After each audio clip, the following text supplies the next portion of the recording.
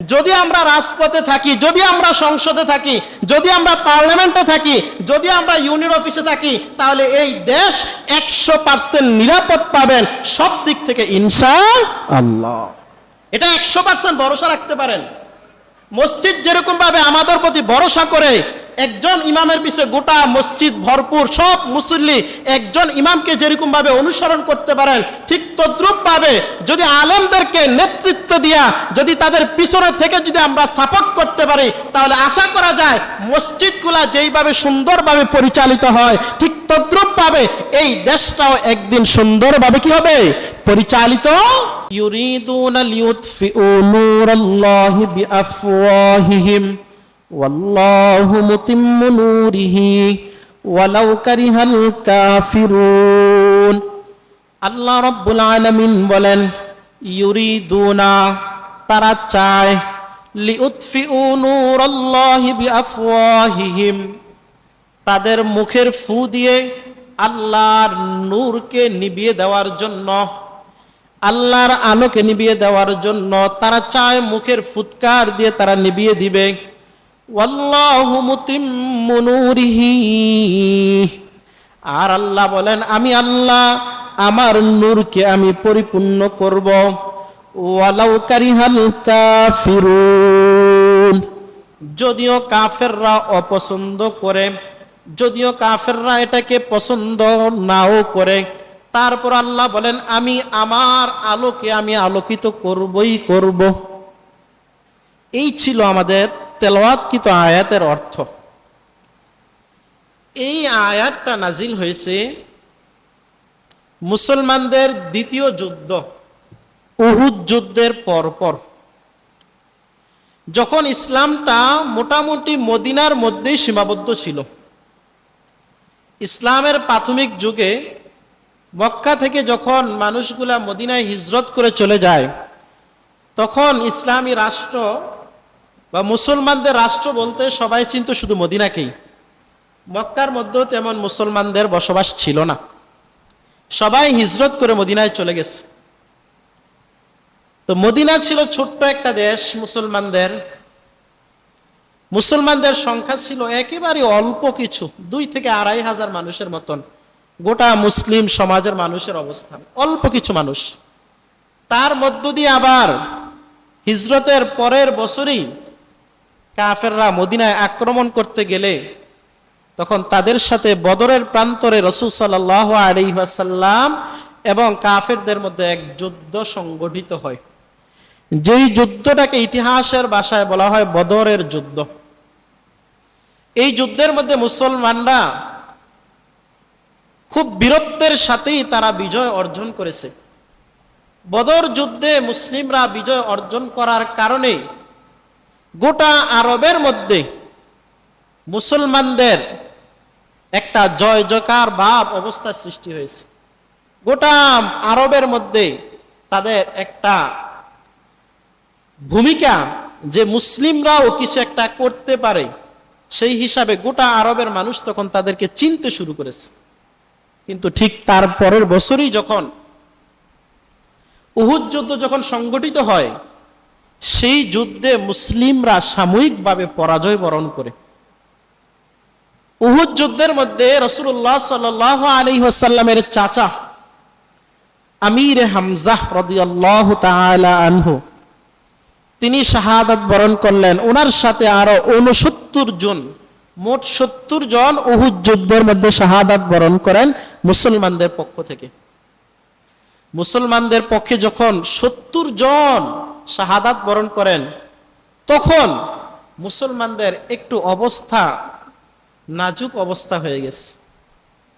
গোটা আরবের মধ্যে যেরকম ভাবে তাদের একটা প্রভাব প্রতিপত্তি ছিল, সেই প্রভাবটা চলে গেছে।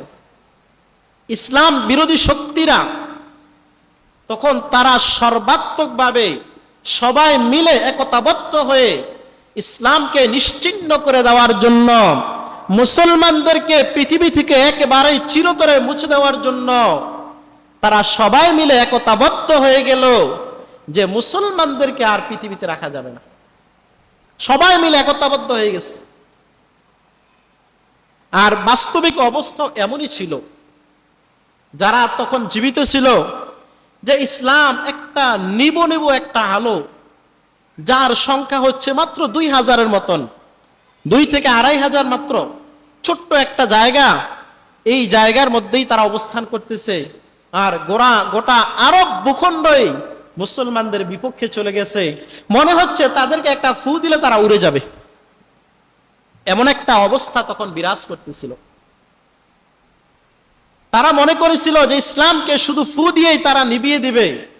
ইসলামের যে আলোটা মিটমিট মিটমিট করে জ্বলতেছিল, রাসূল সাল্লাল্লাহু আলাইহি ওয়াসাল্লাম মাক্কি জীবনের 13টা বছর তিলে তিলে তিলে তিলে করে যে কয়জন মানুষকে তিনি গড়েছেন, সেই মানুষগুলা থেকে আবার বদরের প্রান্তরে, উহুদের প্রান্তরে সেই মানুষগুলা থেকে আবার যখন শহীদ হয়ে গেছে, তখন তাদের মনোবলটা একটু দুর্বল হয়ে আসছিল।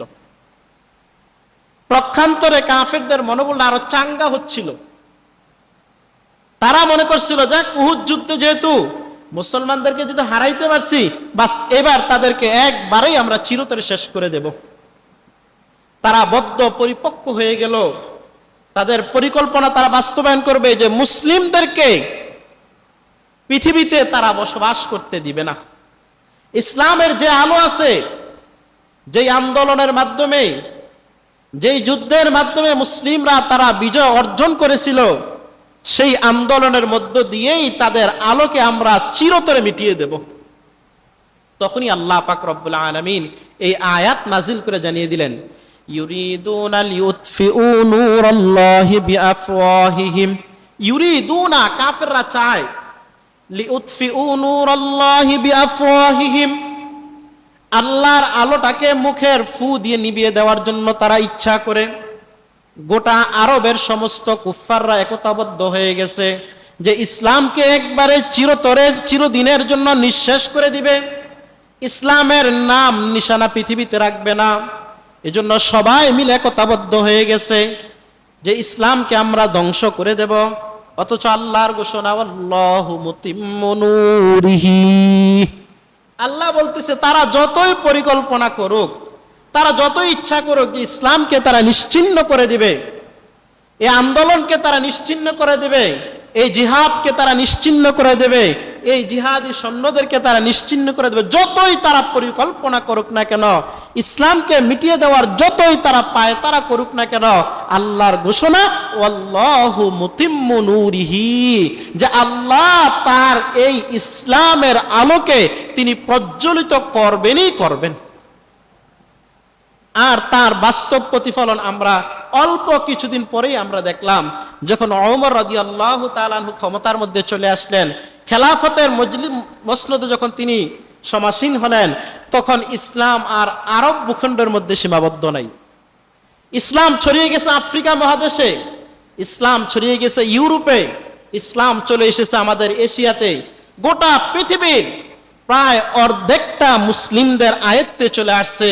সেই অর্ধ পৃথিবীর শাসক ছিলেন ওমর ইবনে খাত্তাব রাদিয়াল্লাহু তাআলা, যে ইসলামকে মনে করছে যে ফু দিয়ে নিভিয়ে দিবে, সেই ইসলাম অল্প কিছুদিনের ব্যবধানেই গোটা পৃথিবীর অর্ধেকটাই মুসলমানদের অধীনে চলে আসছে। এটাই ছিল আল্লাহর বাণী, ওয়াল্লাহু মুতিম্মু নূরিহি, যে আল্লাহ চায় যে তার আলোকে তিনি আলোকিত করবেনই করবেন। বর্তমান পৃথিবীতেও দেখা যায় যে ইসলামকে দুনিয়া থেকে নিঃশেষ করে দেওয়ার জন্য কত প্রকারের ষড়যন্ত্র যে চলতেছে।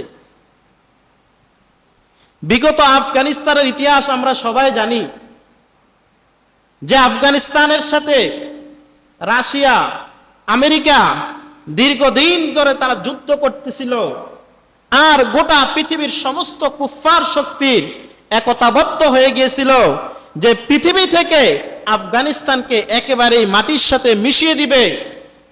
আফগানিস্তানের যে তালেবান আছে, তাদের কোনো নাম নিশানা, তাদের কোনো অস্তিত্ব পৃথিবীতে রাখবে না। সবাই মিলে একতাবদ্ধ হয়ে গিয়েছিল। যুগে যুগে ইসলামের শত্রুরা, কাফেররা, তারা ইসলামকে মিটিয়ে দেওয়ার জন্য সর্বাত্মক চেষ্টা করে, এবং এ বিষয়ে সবাই মিলে তারা ঐক্যবদ্ধ হয়ে যায় যে ইসলামকে তারা ধ্বংস করে দিবে। কিন্তু আল্লাহর ঘোষণা, আল্লাহু মুতিম্মু নূরিহি, দুনিয়ার কুফফার শক্তি সবাই মিলে চেষ্টা করবে ইসলামকে মিটিয়ে দেওয়ার জন্য। আর আল্লাহর ঘোষণা হচ্ছে গোটা দুনিয়ার সব মানুষ মিলেও যদি, সমস্ত কুফফার শক্তি মিলেও যদি ইসলামকে ধ্বংস করার জন্য চেষ্টা করে, আল্লাহ বলেন না, ইসলামকে ধ্বংস করতে পারবে না, কারণ আমি আল্লাহ ইসলামের আলোকে আমি প্রজ্বলিত করব।